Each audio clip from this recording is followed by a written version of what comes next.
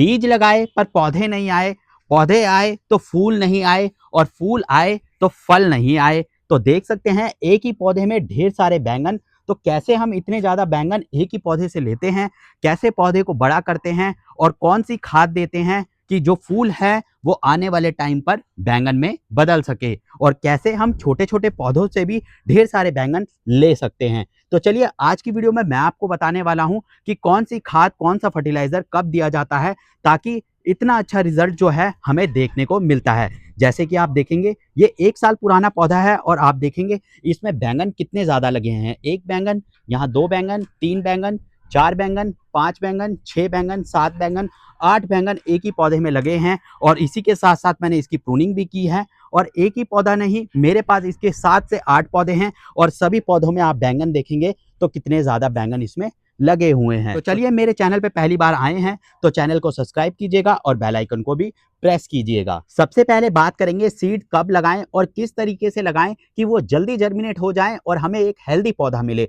तो सबसे पहले आपको मैं बताना चाहूंगा जो बीज लगाने का सबसे सही समय होता है वो होता है फरवरी, मार्च और जून, जुलाई सबसे बेस्ट टाइम होता है। और सीड्स लगाने का जो तरीका होता है, कोकोपीट थोड़ी सी आपको ज्यादा रखनी है, 70%। मिट्टी और खाद जो होती है वो कम रखनी है, और उसमें आपको क्या करना है, 0.5 से 1 सेंटीमीटर के आसपास आपको बीज लगाने हैं। यानी आपको एक लेयर बनानी है और उसके ऊपर बीज स्प्रिंकल करने हैं, और हल्की सी एक लेयर लगाकर आपको उसमें हल्का हल्का पानी देते रहना है।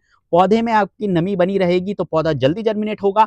अगर आप ज्यादा ओवर वाटरिंग करेंगे तो बीज खराब हो जाएगा, या तो वो बीज जो है वो मिट्टी के ऊपर आ जाएगा। दूसरी चीज मैं आपको बताना चाहूंगा, कई लोग क्या करते हैं, सीधा मिट्टी में डायरेक्ट बीज लगाते हैं। डायरेक्ट बीज लगाना नहीं चाहिए मेरे हिसाब से, क्योंकि बीज डायरेक्ट लगाने से क्या होता है, लेट जर्मिनेट होता है, और कभी कभी क्या होता है, ओवर वाटरिंग, या तो वो पानी देने की वजह से ऊपर आ जाता है, या तो बीज गल जाता है। तो मेरा यही रहता है कि आप जब भी बीज लगाएं तो कोकोपीट में लगाएं, जल्दी जर्मिनेट होता है, मिट्टी हल्की होती है, मॉइस्चर बना रहता है, और उससे क्या होगा, आपका बीज जो है वो जल्दी जर्मिनेट हो जाएगा। अब मैं आपको बताऊं ट्रांसप्लांट कैसे किया जाता है।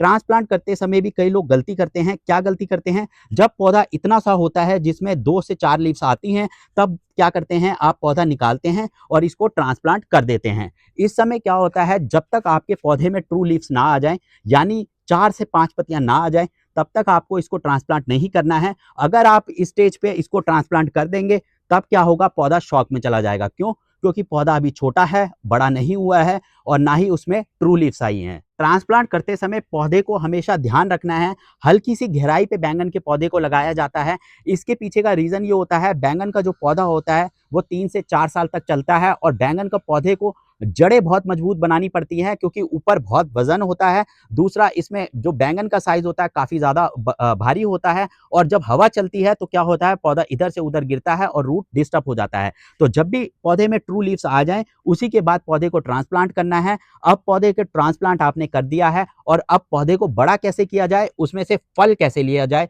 अब वो बात करते हैं। अब जैसे कि आप देखेंगे ये पौधा है, इसको मैंने क्या किया है, जब मैंने इसको ट्रांसप्लांट किया था, हर रोज मैं इसमें देता था 7 से 10 दिन में वर्मी कंपोस्ट और मस्टर्ड केक लिक्विड, यानी सरसों का खली का पानी। इसको देने से क्या होता है, जो पौधा होता है वो काफी अच्छे से ग्रोथ करता है, और जो सॉइल होती है वो भी लूज रहती है, और इसका काफी अच्छा असर होता है। वो आपको दिख गया है कि वर्मी कंपोस्ट और सरसों की खली देने का क्या है रिजल्ट। इतने छोटे से पौधे में एक बैंगन आ चुका है, और आप देखेंगे न्यू लीव्स आ रही हैं, और यहाँ नया फ्लावर्स भी बन रहे हैं। 30 से 40 दिन बाद जब पौधे में इस तरह के फूल आ जाएं, तब आपको केयर की ज्यादा जरूरत होती है पौधे की, क्योंकि अगर इस समय आप केयर नहीं करोगे तो आने वाले टाइम में जो आपके फूल हैं वो गिर जाएंगे, और इस तरह के जो बैंगन है वो आपको देखने को नहीं मिलेंगे। तो चलिए सबसे पहले समझते हैं हम कि जो फूल होते हैं ये 2 तरह के आते हैं बैंगन के पौधे में। जो एक फूल होता है वो गिरता ही गिरता है, और जो दूसरा फूल होता है वो बैंगन बनता है। सबसे पहले जो बैंगन का पौधा होता है उसमें 2 तरीके के फूल होते हैं, एक होता है मेल और दूसरा होता है फीमेल।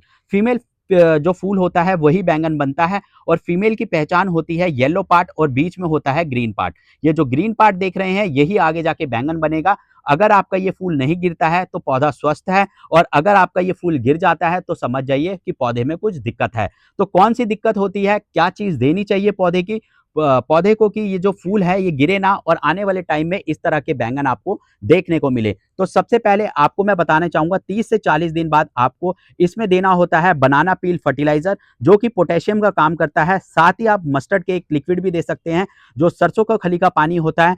और सबसे मेन चीज़ जो होती है एक्सम सोल्ट, 1 चम्मच 1 लीटर में स्प्रे भी कर सकते हैं, हल्का सा पौधे को भी दे सकते हैं। सबसे ज़्यादा ज़रूरी होता है एक्सम सोल्ट, और यही आपके लिए एक चेंजर होता है जो आगे जाके जो बैंगन में बदल जाता है। ये बात तो हो गई फूल की। अब बात करते हैं कि बैंगन भी कभी-कभी आता है, वो सूख के गिर जाता है या बैंगन बन नहीं पाता, उसके पीछे की क्या वजह होती है। बैंगन जब आपके बनने लगे, आप जैसे देखेंगे ये छोटा-सा बैंगन है, और इस छोटे से बैंगन का जो सफ़र होता है वो यहाँ तक जब आता है तो इसके पीछे बहुत सारी मेहनत होती है, पौधे को बहुत सारा स्ट्रगल करना पड़ता है। हमें स्ट्रगल करना पड़ता है किस तरीके से, क्योंकि इस समय हमें पौधे को समझना होता है कि उसको क्या चाहिए। सबसे पहली चीज़ जो इसमें हम देते हैं वो है वर्मी कंपोस्ट। वर्मी कंपोस्ट के साथ हम देते हैं इसमें राख, और सबसे ज़्यादा ज़रूरी चीज़ होती है वो होती है सीवीड लिक्विड फर्टिलाइज़र।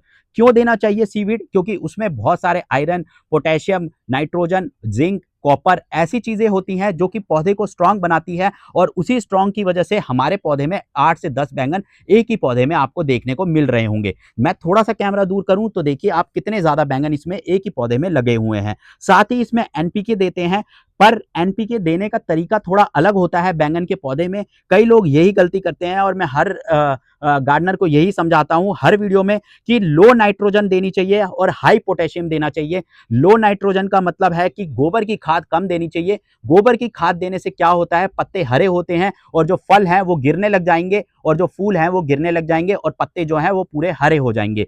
आपको मैं एक चीज़ और दिखाऊं कि ढेर सारे जो फर्टिलाइजर हैं वो मैं खुद ही बनाता हूं अपने टेरिस गार्डन पर, और इन्हीं को मैं अपने पौधों में देता हूं। जैसे आप ये देखेंगे, ये है फ्रूट वेस्ट, यहाँ देखेंगे सरसों की खली, उसके बाद यहाँ देखेंगे वेजिटेबल वेस्ट है, साथ ही गोबर के उपलों का भी पानी है। यहाँ पर मेरे पास अपना पेस्टिसाइड है जो कि मैंने खुद बना रखा है। आप देखेंगे इसमें एलोवेरा है, और भी ढेर सारी चीज़ें मैंने इसमें डाल रखी हैं। तो ढेर सारे जो फर्टिलाइज़र हैं वो हम खुद ही बनाते हैं, और उसी का रिजल्ट आप सामने देख सकते हैं कितना प्यारा है। साथ ही एक चीज़ और बताना चाहूँगा, जैसे कि आप ये बैंगन का पौधा देख रहे होंगे कि कितना ये खुला है, इसमें कोई ज़्यादा लीव्स नहीं है, और जो बैंगन है वो साफ आपको देखने को मिल रहे हैं।